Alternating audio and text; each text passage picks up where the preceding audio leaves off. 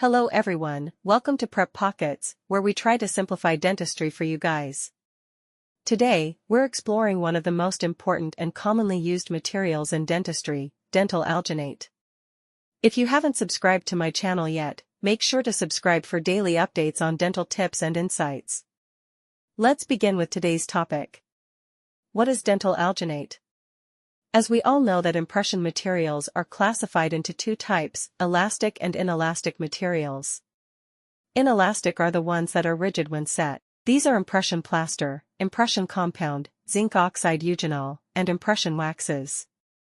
The elastics are further classified into elastic impression materials. A full lecture on these is just a click away above, and the others are hydrocolloids, which are further divided into two types, agar and alginate. So alginate is an irreversible hydrocolloid that, once it sets, does not revert to sol. Alginate is preliminary used for study casts, orthodontic cast models, mouthguards, and models for removable prosthodontics.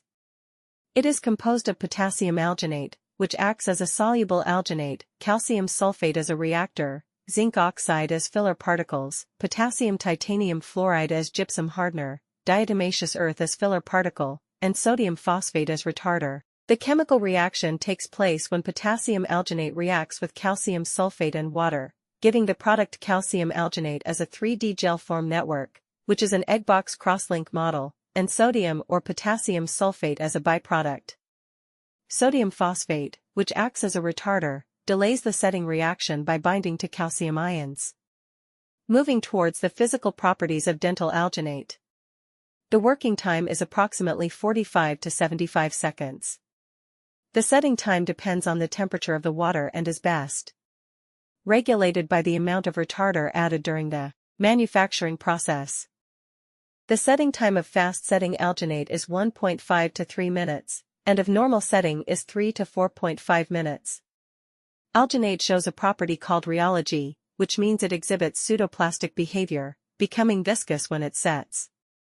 It exhibits low tear strength, meaning it is prone to tearing or ripping easily when subjected to stress like pulling. It has modest elastic recovery and exhibits dimensional changes with phenomena like imbibition and syneresis. Alginate comes in three types. The first one is a regular set, the second is a fast set, and the third one is chromatic alginate. How to handle alginate clinically.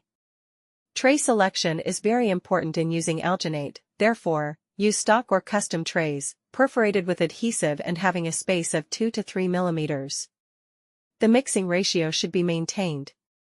Using cold water can result in longer working time.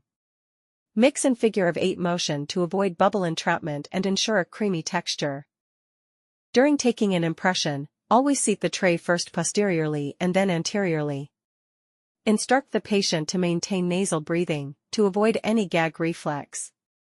Snap out to break the suction from the mucosa, and avoid rocking of the impression.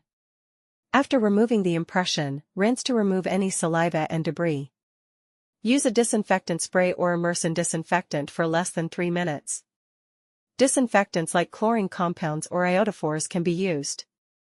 After that, wrap the impression in damp gauze and seal it in a plastic bag to maintain humidity. Pour the impression within 10 to 15 minutes to avoid any distortion. Alginate exhibits an important phenomenon called imbibition, which is defined as the absorption of water by the alginate impression material when stored in a wet environment like water or overly wet gauze. This causes an expansion or swelling, leading to distortion. Why does it happen in alginate? As alginate is a hydrophilic material, it acts like a sponge, pulling in water when available. How can we avoid this? Always pour the cast within 10 to 20 minutes. Never submerge the impression in water, instead, wrap it in damp gauze, not soaked. Another important phenomenon that alginate exhibits is syneresis, which is defined as the loss of water from the alginate gel, either onto the surface or into the air. This can lead to the shrinkage of the alginate impression, resulting in the distortion of the impression.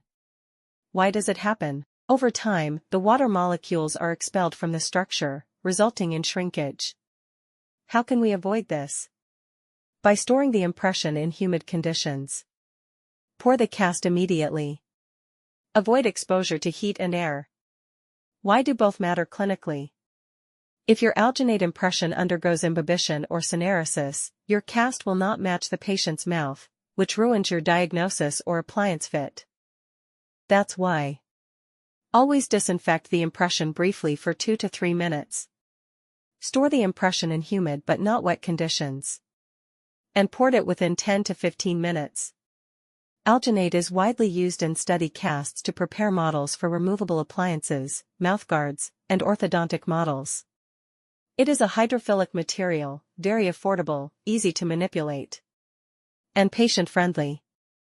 However, it has some drawbacks.